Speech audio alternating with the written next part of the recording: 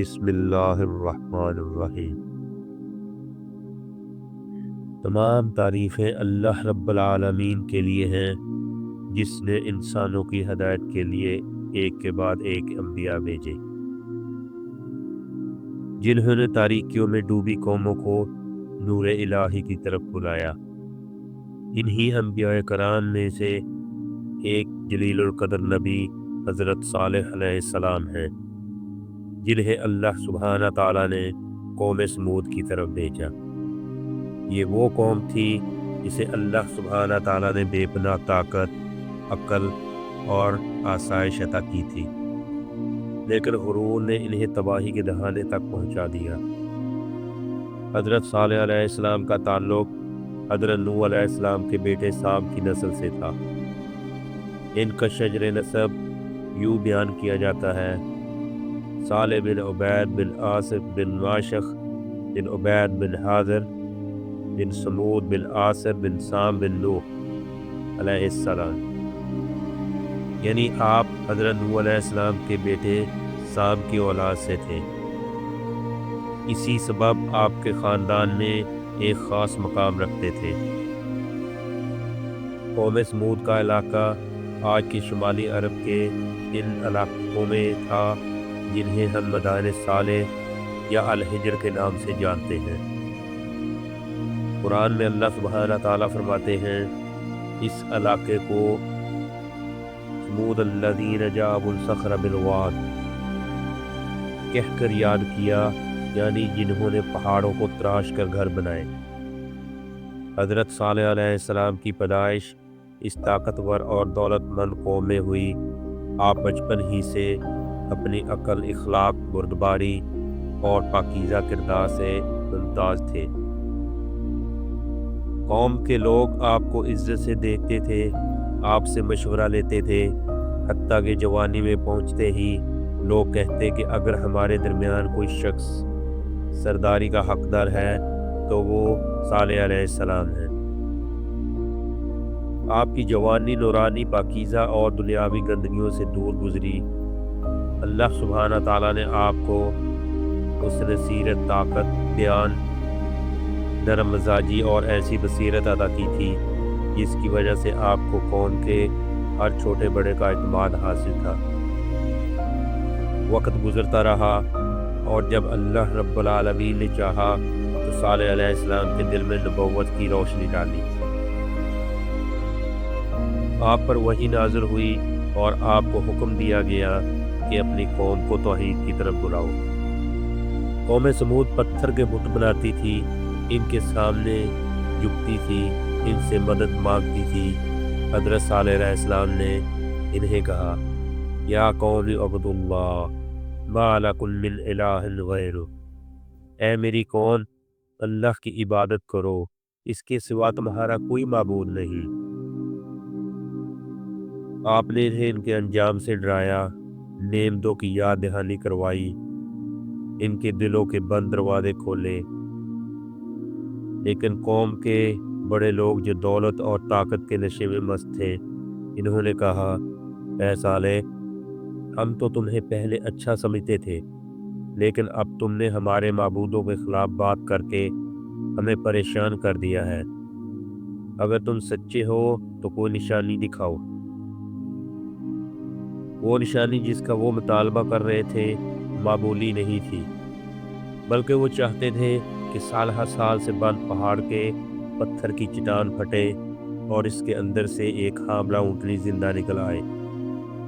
انہوں نے یہ مطالبہ اس خیال سے کیا کہ صالح علیہ السلام یہ معجزہ کبھی نہیں دکھا سکیں گے، لیکن اللہ سبحانہ تعالیٰ نے چاہا اور حضرت صالح علیہ السلام نے ان کی فرمائش اللہ سبحانہ تعالیٰ کے سامنے رکھی۔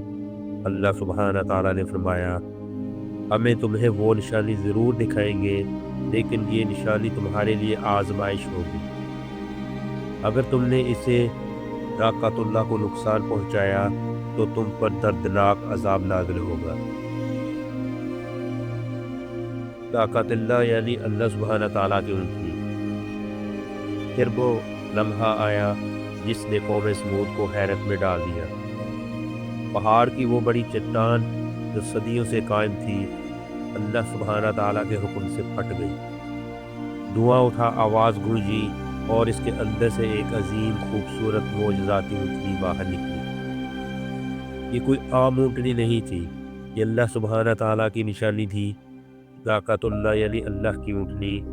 कौम के लोग पहले तो काँपते, कुछ ईमान ले आए, लेकिन अक्सर बड़े सरदारों ने कुफ्र में और इजाफा किया। सालेह अलैहिस्सलाम ने फरमाया, ये ऊँटनी अल्लाह की निशानी में से है, इसको अल्लाह की ज़मीन में आज़ाद छोड़ दो।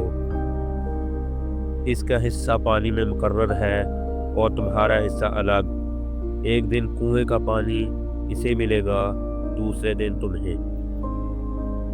ये अल्लाह की तरफ से आजमाइश थी। कुएं का पानी कौम समूद के लिए ज़िंदगी की अलामत था, लेकिन अब इन्हें एक दिन पानी नहीं मिलता, मगर मौजज़ा ये था कि जिस दिन नाका पानी पीती, अल्लाह इसके दूध में इतनी ही बरकत डाल देते कि पूरी कौम इसके दूध से पेट भरती और इन्हीं किसी चीज़ की कमी न रहती। लेकिन काफिर सरदारों को ये बात बर्दाश्त न थी। वो कहते थे, साले की ऊँटनी हमारे घरों में खुशी नहीं आने देती, ये हमारे बच्चों को साले की तरफ खींच रही है। अगर हमने साले की बात मान ली तो हमारी सरदारी ख़त्म हो जाएगी। फिर उन्होंने कौम के सबब से जालिम, सबसे बदबख्त शख्स को इस ऊँटनी को मारने की जिम्मेदारी दी। कुरान में इसे अशकल समूद कहा है, यानी समूद का सबसे बदबख्त इंसान। एक दिन जब सालेह अलैहिस्सलाम कहीं गए हुए थे, इस बदबख्त ने 7 आदमियों के साथ मिलकर ऊँटनी के घात लगाकर इसकी टांगें काट दी और फिर इसे कत्ल कर दिया। ज़मीन लर्ज़ उठी, फ़ज़ा काँप गई और कौम समूद की बर्बादी का फ़ैसला लिख दिया गया। जब हज़रत सालेह अलैहिस्सलाम वापस आए और ये मंज़र देखा तो इनकी आंखों से आंसू बह निकले। इन्होंने अपनी कौम से कहा, ऐ कौम, तुमने वो काम कर दिया जो अल्लाह सुब्हाना ताला ने मना किया था। अब तुम्हें 3 दिन की मोहलत है, इसके बाद अल्लाह सुब्हाना ताला का अज़ाब आएगा और जो तुमको तबाह व बर्बाद कर देगा। कौम ने मजाक में कहा, साले, हम देखेंगे क्या होता है। पहले दिन इनके चेहरे पीले हो गए, दूसरे दिन सुर्ख, तीसरे दिन स्याह। ये वो निशानियाँ थीं जिनके बारे में सालेह अलैहिस्सलाम ने खबर दी थी। चौथे दिन सुबह होते ही आसमान से एक खौफनाक चीख आई, ज़मीन कांपने लगी। एक ऐसी साका नाज़र हुई कि बड़े बड़े पहाड़ लर्ज़ गए। पूरी कौम पलक झपकने में तबाह व बर्बाद हो गई। वो जो पहाड़ तराश कर मजबूत घर बनाते थे, इन्हें घरों के अंदर मुर्दा पड़ रहे थे, जैसे कभी थे ही नहीं। कुरान में अल्लाह सुब्हाना ताला फरमाते हैं, फ़अख़ज़तहुमुस सियाहा, इन पर ज़ोरदार चीख आई। फ़अस्बहू फ़ी दियारिहिम जासिमीन, और वो अपने घरों में औंधे पड़े रह गए। हज़रत सालेह अलैहिस्सलाम ने तबाहशुदा कौम की तरफ देखा और अफसोस से फरमाया, ऐ मेरी कौम, मैंने तुम्हें नसीहत की थी, लेकिन तुम नसीहत करने वालों को पसंद नहीं करते थे। इसके बाद सालेह अलैहिस्सलाम अपने ईमान वालों के साथ इस बर्बादी से निकल गए। ये वो जगह थी जिसको आजकल मैदान साले कहा जाता है। बर्बाद हो गई, तबाह हो गई और पूरी कौम फना हो गई। सिर्फ वो बच गए जिन्होंने अल्लाह सुब्हाना ताला और इसके नबी की बात मानी थी।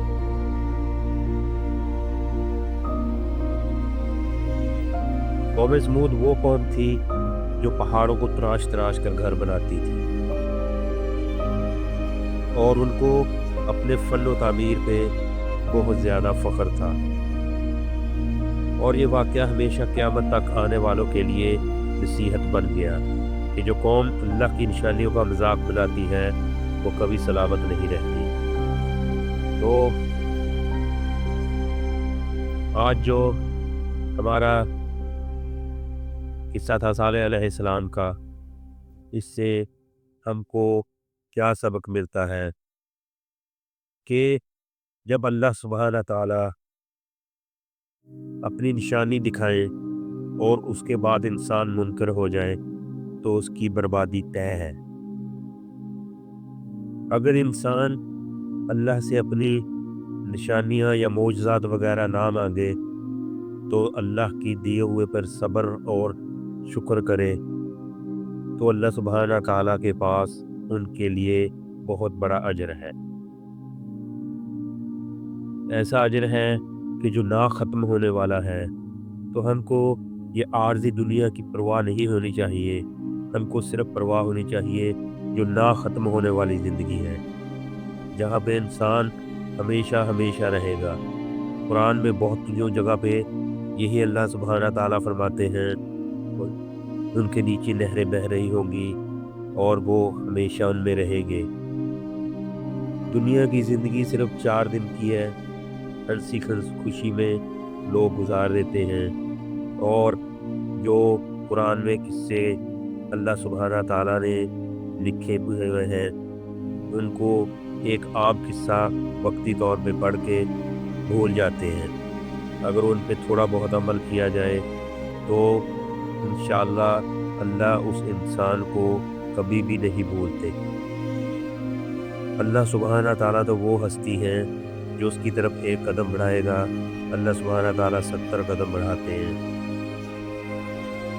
نبی پیغمبر یہ ہماری رہنمائی کے لیے آئے، انہوں نے صرف ایک اللہ کا بتایا اور اللہ ہی کی عبادت کا کہا، باقی انہوں نے کوئی ایسی فالتو بات نہیں کی۔ تو کیوں نہ صرف اور صرف ہم کو اللہ سبحانہ تعالیٰ کی ہی عبادت کرنی چاہیے، نہ کہ کسی اور کی۔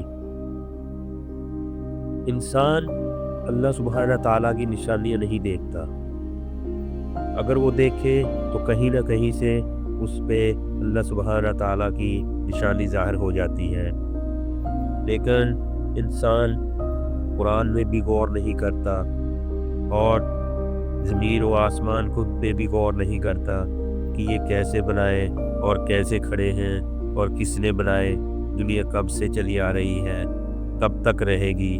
اس کے بارے میں انسان اپنے ہی کام میں مست اور مگن رہتا ہے اور یہ نہیں سوچتا کہ آنے والے وقت میں ہمارے ساتھ کیا ہوگا۔ اللہ سبحانہ تعالیٰ ہم کو صحیح راستے پر چلنے کی توفیق عطا فرمائے۔ آمین ثم آمین یا رب العالمین۔